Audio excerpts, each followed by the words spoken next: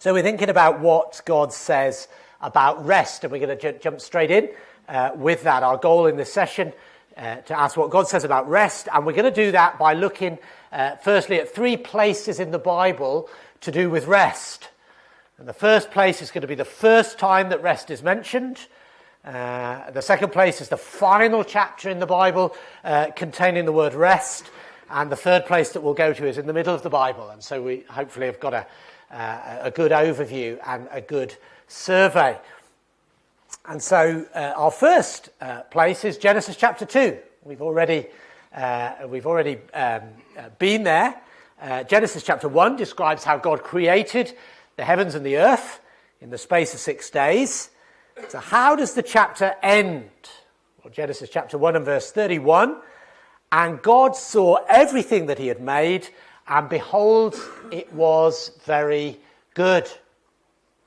Very good. But then what? Well, in chapter 2 and verse 2, and on the seventh day, God finished his work that he had done, and he rested on the seventh day from all his work that he had done. So God blessed the seventh day and made it holy, because on it, God rested from all his work that he had done in creation. And so like work, the first mention of rest in the Bible is something God does. What does that immediately tell us? Well, it tells us that rest is a good thing, because everything God does is good. So why did God rest? Because he was tired out? No, God is all-powerful. He just spoke the universe into being. So why? Well, God rested because it's good and right to step back and to celebrate a completed activity and its outcome.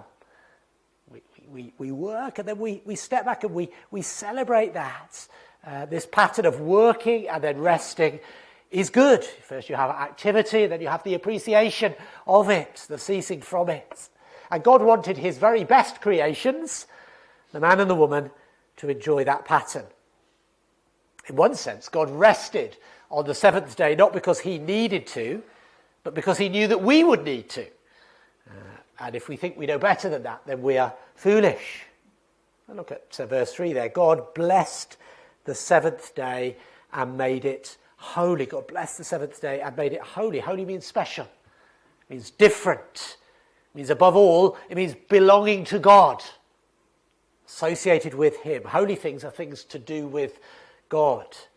And so this seventh day was God's day. God was the Lord of this seventh day, not because he wasn't the Lord of all the other days, but because it was a day specially to focus on him. Now, some people believe that it took 13.8 billion years to get from the beginning of the universe to the first human beings. And if that's you, then you're allowed to take a break from work every 13.8 billion years. But I'd rather have a day off each week. Now, of course, you'd expect everything to take longer if no one was doing the creating. If everything had to come from nowhere by accident. If life had to create itself. If DNA had to write itself. It's going to take a long time. In fact, 13.8 billion years isn't half long enough. If you start with nothing, you stay with nothing, however long you wait. If you start without life, you never get life. Evolution can't help you because it needs life to work on.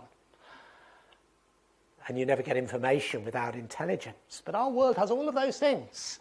Life, intelligence, consciousness, because it was created.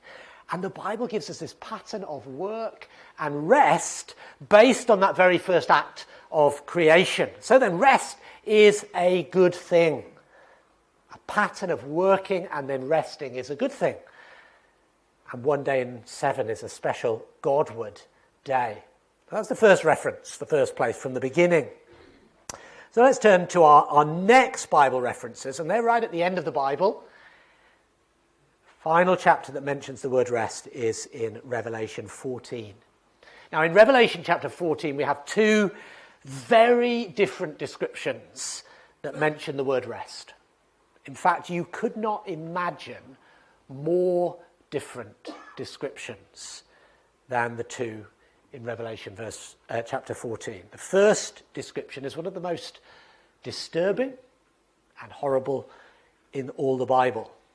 It describes the fate of those who will not worship God. They don't want God at the centre. They can't see his value. And that shows in the way that they think, forehead. It shows in the things that they do, hand. And so chapter 14 and verse 11, we read, the smoke of their torment goes up forever and ever, and they have no rest, day or night, these worshippers of the beast and its image, and whoever receives the mark of its name. It's a tragic and awful description of what Jesus calls hell. It's a torment, and one of the things that is singled out is restlessness. I wonder if you've ever been too tired to sleep, or you've wanted to sleep but you can't. It's a horrible feeling, isn't it, when things go round and round and round in your mind. Those words we read in Revelation 14 describe the life to come. It's a terrible fate for those who don't want God, for those who don't value God. We might say, why should such a terrible fate await anyone? That certainly is a question most of us think, isn't it? Whether or not we voice it, articulate it. But it's like saying, why does God make me hungry when I don't eat? Why does he make me tired when I don't sleep? Why does it make it hurt when people are unkind to me, or I'm unkind to them? That's just how it is. It's like complaining that the Hoover doesn't work when it's not plugged in. God is the source of light. God is the source of joy. God is the source of hope. God is the source of rest. If people don't want God, they can't complain that what is left is dark and loveless, hopeless and miserable. God is the source of peace. Without him there is no rest. But then here is the other description of rest in Revelation chapter 14. Listen to verse 12 and 13. Here is a call for the endurance of the saints, those who keep the commandments of God and their faith in Jesus. I heard a voice from heaven saying, write this, blessed are the dead who die in the Lord from now on. Blessed indeed, says the Spirit, that they may rest from their labours, for their deeds follow them. Here's another destiny. It's the destiny of people who are faithful to Jesus. Jesus is their Saviour, Jesus is their King, and so they obey God's commands and they patiently keep going. Look at their future. Blessed. Happy. It's a very good place. It's where you want to be. And part of that is rest. Blessed indeed, says the Spirit, that they may rest from their labours, for their deeds follow them. The hard work is over. The future is like one eternal summer holidays, and it keeps getting better and better. Now, certainly there'll be things to do in heaven. We saw that in our first session. Heaven isn't like chewing gum, which goes on with less and less flavour and never gets any more taste. It's the very opposite. That really is a better description of hell. But nothing will be wearying. Nothing will be restless. Nothing will be unsafe or threatening. It'll be perfect rest. In Isaiah 32 and verse 18 we read, my people will live in peaceful dwelling places, in secure homes, in undeserved places of rest. What a lovely description, isn't it? My people will live in peaceful dwelling places, in secure homes, in undeserved places of rest. And the Bible calls it entering into God's rest. In the Old Testament, the Promised Land was a picture of this, with all the enemies defeated. And time and again we read, God gave them rest. God gave them rest from all their enemies. And that Promised Land rest was a picture of heaven. If you want to see that argued and worked out in more detail, then it's all there in the letter to the Hebrews, chapters 3 and 4. We're not going to look at that passage in detail, but that's where you find it. That's where the writer links rest in the Promised Land with the rest that we look forward to in the age to come. And he also connects it with God resting after creating everything. Joins the dots, the biblical theology of rest. And entering rest simply means joining God in his joyful contemplation of the goodness of everything he has done. So what do we learn from these two descriptions in Revelation 14? Well, number one, not being able to rest is a picture of judgment. Not being able to rest is a picture of judgment. You know, when Israel were slaves in Egypt, I doubt if they got long weekends and bank holidays. Wasn't the deal, was it? And you know, there's another biblical picture of restlessness as judgment. You know where it is? In Psalm 22. It's a description of Jesus on the cross. My God, why have you forsaken me? Why are you so far from saving me from the words of my groaning? Oh my God, I cry by day, but you do not answer, and by night, but I find no rest. When Jesus died on the cross, he took that terrible punishment of torment and eternal restlessness, and he suffered it in our place. That's what we remember, don't we, around the Lord's table? That's what we remember, the heart of our faith. That's what we remember in this coming Easter time. And part of that was the restlessness of hell that Christ suffers for us. And then secondly, rest is a picture of salvation. Indeed, it's an aspect of salvation. And that's why Jesus can say in Matthew 11, come to me, all you who labour and are heavy laden, and I will give you rest. Take my yoke upon you and learn from me, for I'm gentle and lowly in heart, and you will find rest for your souls. Rest is this picture of salvation. It's part of salvation. It's yet another indication that rest is good. Rest is a good thing. And then to our middle reference, we've thought about Genesis chapter 2, thought about Revelation chapter 14, as they both point us to rest, and then Isaiah chapter 58. Back in Genesis 2, we read that God rested from all his work. The Hebrew word there for rest is Shabbat. It's the root of the word that we translate Sabbath. Isaiah 58 is a promise that God makes to people who treat the Sabbath in a certain way. So Isaiah 58 and verse 13, if you turn back your foot from the Sabbath, from doing your pleasure on my holy day, and call the Sabbath a delight, the holy day of the Lord honourable, if you honour it, not go in your own way, or seek in your own pleasure or talking idly, then you shall take delight in the Lord. And I will make you ride on the heights of the earth. I will feed you with the heritage of Jacob, your father, for the mouth of the Lord has spoken. That sounds pretty good, doesn't it? But immediately we come to a problem. What is God's day? What is this holy day? In the Old Testament, it was day 6, the Saturday, the Sabbath. But is there a special day now? And here's the problem. Christians disagree. Imagine two Christians. Let's call them Amy and Bella. And they're debating how to spend Sunday. And so Amy says, Sunday is the Christian Sabbath. You shouldn't go shopping or watch TV. You should only read Christian books. You should keep it holy. After all, it says in the Ten Commandments, remember the Sabbath to keep it holy. And Jesus never got rid of that. But Bella says, but Sunday isn't the Sabbath. It's just Sunday. The Sabbath belongs with the Old Testament, all the Old Testament rules like animal sacrifices and food laws. Jesus is our rest. We're set free from all of that. That's what the New Testament says. So who's right?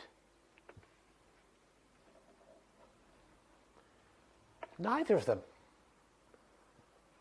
And both of them. Imagine you want to set up a tent, a great huge marquee in a field. Okay, it's for a sort of a ceilidh or a wedding reception or something like that. You set it up in a field. And so you put up these 3 big posts on the outside to hold up the tent. And for the 4th post, you use an oak tree that's already in the field. And you imagine the scenario, a big field, and you've got these 3 big posts, and then this oak tree that's already in the field. And then you have your event, and everyone has a great time in the marquee. And then you come, the event's finished, you take down the tent, Do you chop down the oak tree? The posts have come down, haven't they? Do you chop down the oak tree? No, it was there before, and it stays there after. It's doing something slightly different. It's being an oak tree and not a post. Now think about one day in 7. When did God make one day in 7 holy? He did it at creation. We read it back in Genesis. Now, when we come to the law and the sacrifices and God's old covenant with the nation of Israel, the Sabbath is incorporated into all of that. Like the oak tree, which is commandeered to be a tent post. It's used, it's part, it becomes an integral. In fact, it's a very important part of the old covenant, a special sign, Exodus 31:13. And it was so important that if you ignored God's Sabbath, you were despising God's whole covenant. It was a capital offence to do that. It's been integrated into that whole system of the law at Mount Sinai and all the Levitical legislation and the like. But we're not in those days anymore. Jesus has come and we're in the New Testament, the new way. God's people no longer come from a single nation. The Old Testament covenants and sacrifices and food laws and rules are like the tent that has now been taken down. So what do we do to one day in 7? Do we chop it down? Well, no. One day in 7 was there before, and so it stays after. Now, the New Testament hints that it's been changed from the 7th day to the first day, from Saturday to Sunday. You say, why? Well, because Jesus rose on the first day of the week. The Holy Spirit was given on the first day of the week. There's even something appropriate about 6 days of work and a day of rest in the Old Testament, but in the New Testament we rest first and work from that. There's reasons to think it. That was the day in particular when Christians gathered, especially as the church grew less Jewish and increasingly Gentile. We might not call it the Sabbath. I don't. But the New Testament does call it the Lord's Day. In Revelation chapter 1. Like the tree, it's still there, even though it's doing something different. And as the time went on, and as the centuries passed, the early church recognised the Lord's Day as a replacement for the Sabbath, in some sense, and so a day of rest. Now that became very much easier when the Roman Empire embraced Christianity. See, up to that point, it was very hard just to take Sundays off. You know, I'm a slave. Sorry, boss. It's a Sunday. No, it's not going to work. And that's a very important point to make. You see, when a culture is deeply shaped by Christianity, ceasing from your work on the Lord's Day is much easier. But our society is increasingly shaking off its Christian heritage. Sunday is just another day. And so it's increasingly hard for Christians to avoid being asked to work on Sunday, even though 1 in 7 is God's good pattern. Maybe that's why there's a definite de-emphasis of the Sabbath in the New Testament. See, Jesus gets into trouble for healing on the Sabbath. Jesus declares himself the Lord of the Sabbath, but the 4th commandment is hardly mentioned in all of the New Testament letters. Maybe that reflects a realism about what is possible, an avoidance of a sort of unnecessary guilt. At least that's how I understand it. Amy thinks I'm too lax, and Bella thinks I'm too strict. So let me try and look at it another way. What did the Sabbath do? Well, you can sum up the Bible teaching by saying that it pointed in 4 directions. Firstly, it pointed upward. It was a Sabbath to the Lord. The Lord's Day of the Old Testament. It enabled you to refocus after a week spent on everyday work. Now, Sabbath wasn't the only bit of life that belonged to God, was it? Rather, Sabbath was a reminder that all of life belongs to God. So we're reminded of that on this day. The point wasn't just resting from your work, but resting from your work to focus on God. That's why gathering to worship God is so appropriate and so central to keeping the day special in New Testament times. But then secondly, the Sabbath pointed downwards. It met the basic human need for rest. 6 days do your work, said God, but on the seventh day do not work, so that your ox and your donkey may rest, and the slave born in your household and the immigrant as well may be refreshed. Like all of God's gifts, the Sabbath was a good gift. It was for human benefit. That's why Jesus said the Sabbath was made for man, it's made for people, not them for the Sabbath. Do you know they say, don't they? They say all work and no play makes Jack a dull boy. You heard that? Was that still when I was growing up? All work and no play makes Jack a dull boy. But it doesn't. It kills him. The idea that if people work 7 days instead of 6 days, they'll do 17% more is mathematically correct, but fatally flawed. It doesn't work like that. It's like saying you'll get more done if you cut out sleep. You just try it for a week. People burn out.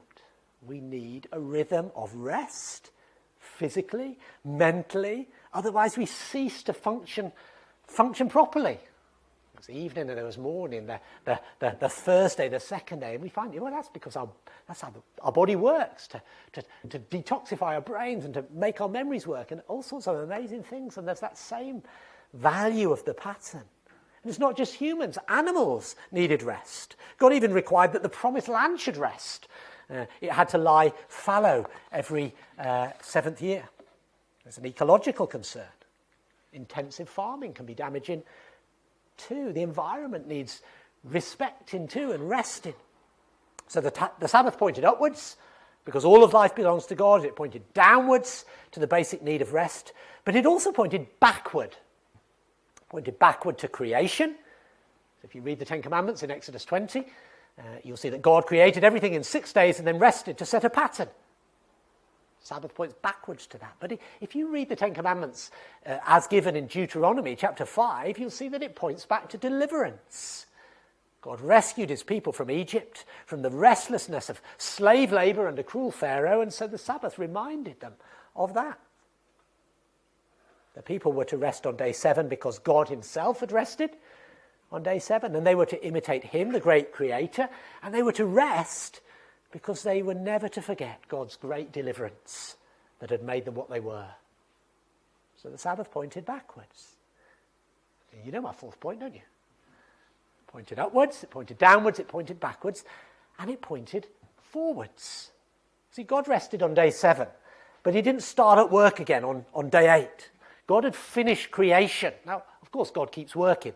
We read that in John 5. But it's a different kind of work. The work of creation was completely finished. God entered into his rest. And in the same way, Sabbath pointed forward to a final rest, to a culmination. There'll be a time when all the tasks that God has given us in this life are complete, and we too enter into our rest. And so from the very beginning, Sabbath was pointing forward to an ultimate rest. You know, just a hint of this in 1 Corinthians 15, where it talks about the physical pointing to the spiritual. This is just as the way that God's world works. Now, how much more welcome was that after the fall, when work became futile and exhausted? How much more need there is now for this forward-pointing hope. And so what does Sabbath say? It says that everything God starts, he will ultimately finish. Everything God starts, he will ultimately finish. And that includes his work in us. That's great news. And so here is the question. Do we still need a weekly reminder that God is Lord of all of our time and all of our lives? Do we still need an agreed day on which to gather together to worship him? Do we still need weekly rest as human beings? Or has the invention of energy drinks made God's rhythms redundant? And do we still need a regular reminder that God has rescued us from slavery and calls us to look forward to the age to come? So yes, yes, yes, and yes. And is there a better way to achieve all those things than by a wise use of Sunday? See, keeping 1 day in 7 special is still God's wise pattern, and a great blessing to the degree to which we're able to do it. So remember the tree in the field. Remember the upward, downward, backward, forward, and you'll have a good idea why one day in 7 is still a good idea. Day of rest. Still needs to be a holy day for Christians, even though it looks very different from what it looked like in Old Testament times. We take that on board too. So that's our survey of the Bible teaching on rest. Of course, there's plenty more that we could cover, just like in our first session on work. There's so many more places we could go, but we actually covered some, didn't we, of the larger rhythms of work and rest in our first session. Now, I've lingered on the fourth commandment, even though it's controversial, and I'm aware of that, because it seems to be such a big part of God's blueprint for human life. We can take questions on that if need be. But I want to pick up now some practical application. So our approach is the same as our first talk. Here's our theology. Now let's think of some practical application. Now, as with the first session, this may apply directly to you, or there will also be stuff that you want to bless others with as you help them work towards a balanced life. So firstly, don't neglect rest. Don't neglect rest. He preaches to himself. I had a wonderful day off last Monday just so I could stand here with a clear conscience. Yes, don't neglect rest. Ecclesiastes paints a vivid picture of the workaholic in Ecclesiastes chapter 4. Let me find that for you.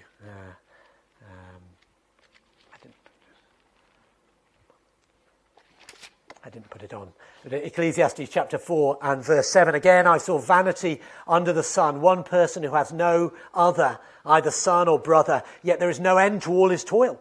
And his eyes are never satisfied with riches, so that he never asks, for whom am I toiling and depriving myself of pleasure? This also is vanity and an unhappy business.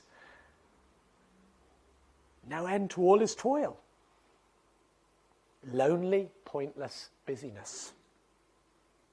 Don't be that guy. It's like Ecclesiastes. And the lesson, verse 6, better is a handful of quietness than 2 hands full of toil and a striving after the wind. Don't neglect rest. Rest is an act of humility.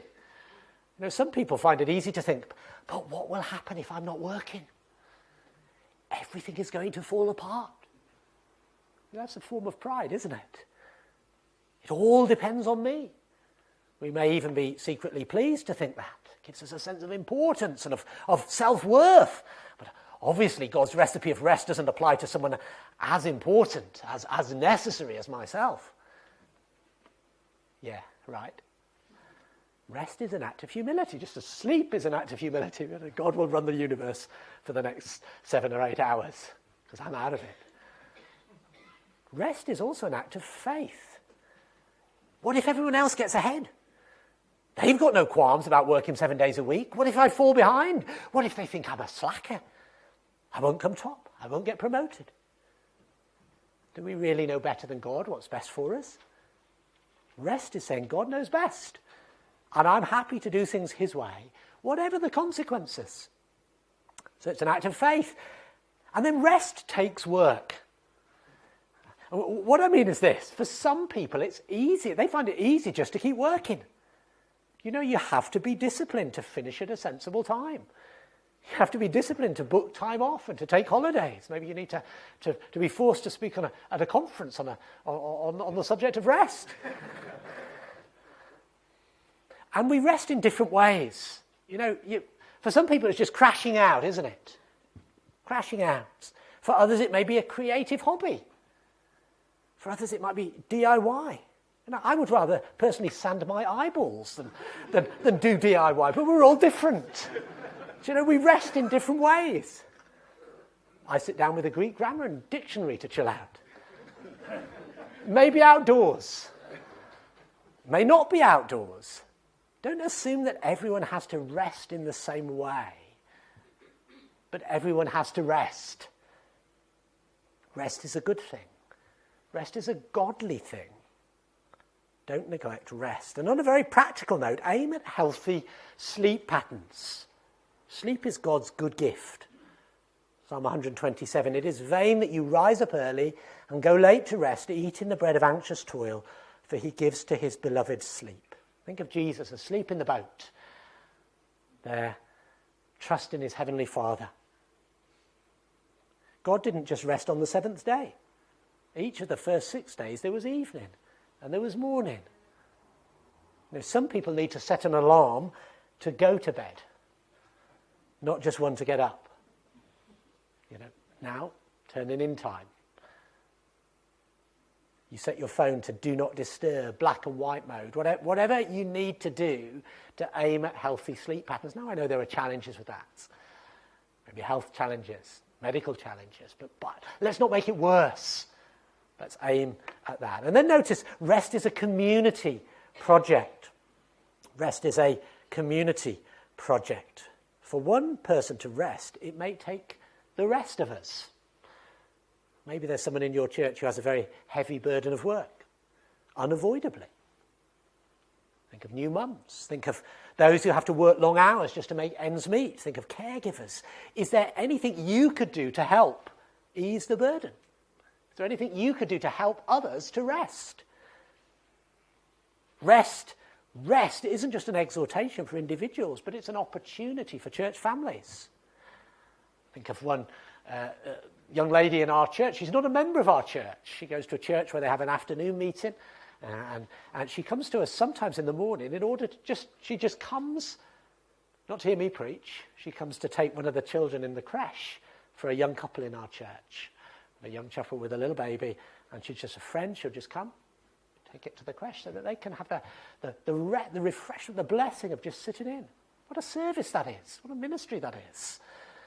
How humble to do that. Rest is a community project. So don't neglect rest. It's not optional, but it's vital. But also, don't idolize rest. That's number 2. It's possible to be crazy busy. It's also possible to be crazy lazy. Leisure is not to be your life goal any more than work is. See, the trouble with work-life balance is the impression it gives that life only starts when work finishes. That's another false way of thinking that we need to avoid. Don't aim to do as little work as possible. God established a pattern of 6 days of work, 1 day of rest. Only Robinson Crusoe got all his work done by Friday. He's the only one. Even if we finish on Friday afternoon, there will be jobs about the home to fill Saturday and more good works that God has prepared in advance for us to do. Ironically, parts of our culture sort of promote a workaholic attitude, a presenteeism, you've got to be there, and then other parts of it promote a laziness. I don't know how can we manage to get things so badly wrong in so many directions at the same time? Well, it's because we're not seeking God, is it? We're walking the other way. Particularly in our society, the great emphasis on me time, my leisure, my recreation. Rest enables us to step back and appreciate things for what they are. Rest enables us to work better when we are working. If you're able, aim to do a good day's work, a good week's work.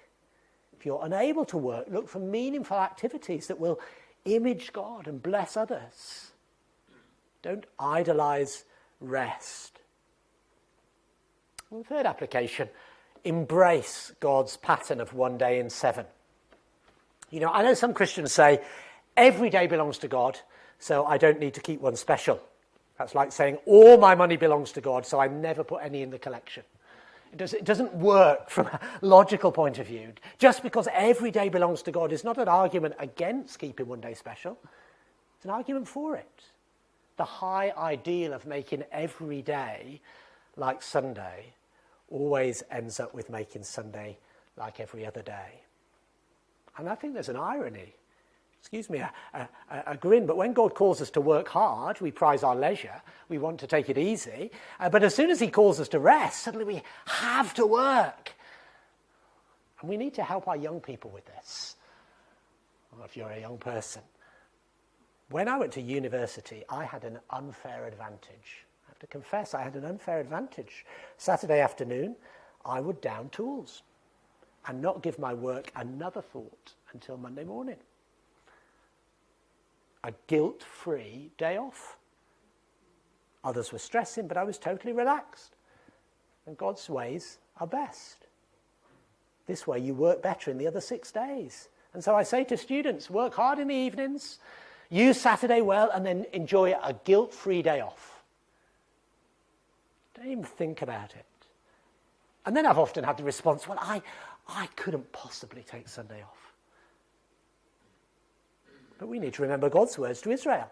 6 days you shall labour, but on the 7th day you shall rest. Even during the ploughing season and harvest, you must rest.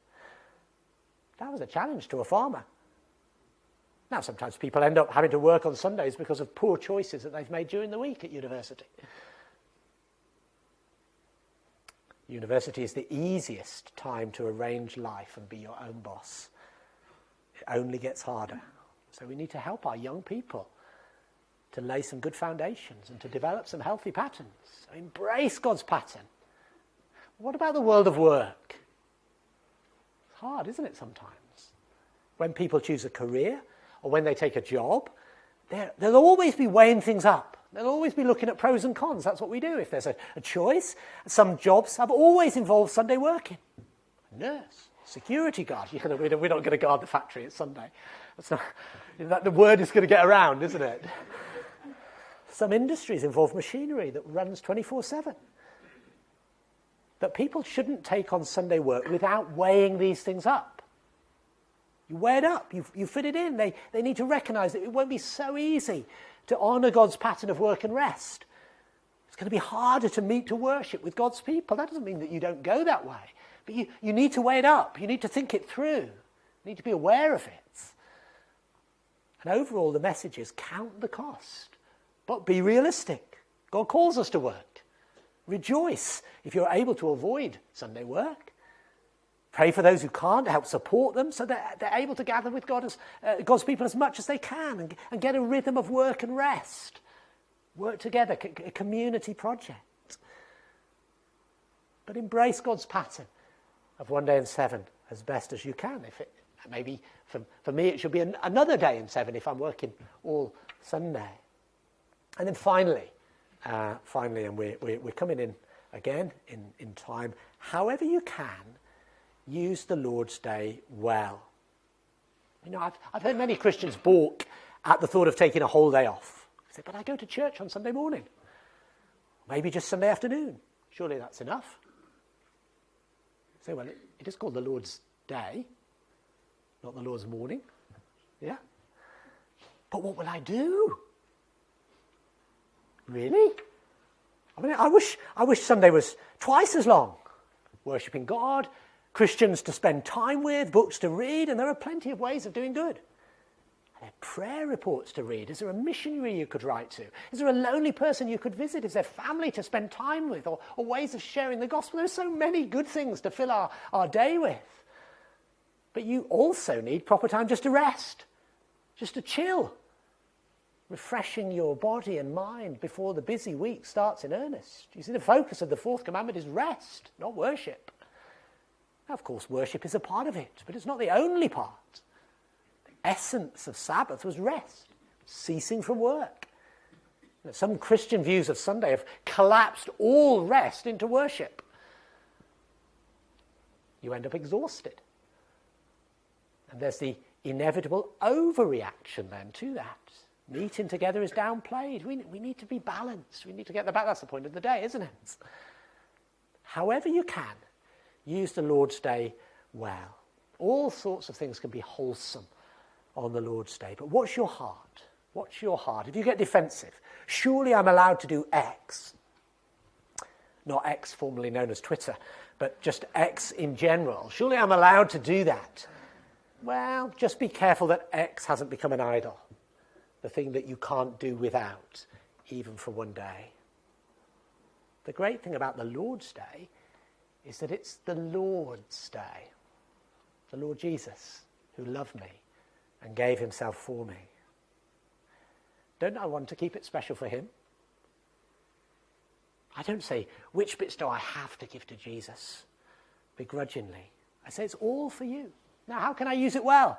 How can I rest? How can I do good? How can I worship you? If we've truly bowed the knee to Jesus, I'll gladly embrace a day where he is the particular focus. Would a wife turn down a suggested date because she already sees her husband every day? Nope. I speak from experience. Look back at Isaiah 58 and verse 13. If you turn back your foot from the Sabbath, from doing your pleasure on my holy day, and call the Sabbath a delight, and the holy day of the Lord honourable, if you honour it, not going your own ways, or seeking your own pleasure, or talking idly, then you shall delight in the Lord. I will make you ride on the heights of the earth. I will feed you with the heritage of Jacob your father, for the mouth of the Lord has spoken. That doesn't sound so bad, does it? This isn't joyless rule-keeping, but joyful commitment to the Lord. It's not a duty, but a delight. That's what we need to aim at. You know, the people of Amos's day kept the Old Testament Sabbath, but they resented it. When will the new moon be over, that we may sell grain, and the Sabbath, that we may offer wheat for sale, that we may make the ephah small and the shekel great, and deal deceitfully with false balances? That's not a healthy attitude. One Christian once wrote, "We may judge by our regard for the Sabbath whether eternity will be forced upon us." Why is that? Because our attitude to the Lord's day may well reflect our attitude to the Lord himself, the one who called himself Lord of the Sabbath. Do I love him? Am I happy to give up things for him and to rejoice to do so? Am I resting in him and for him? Amen.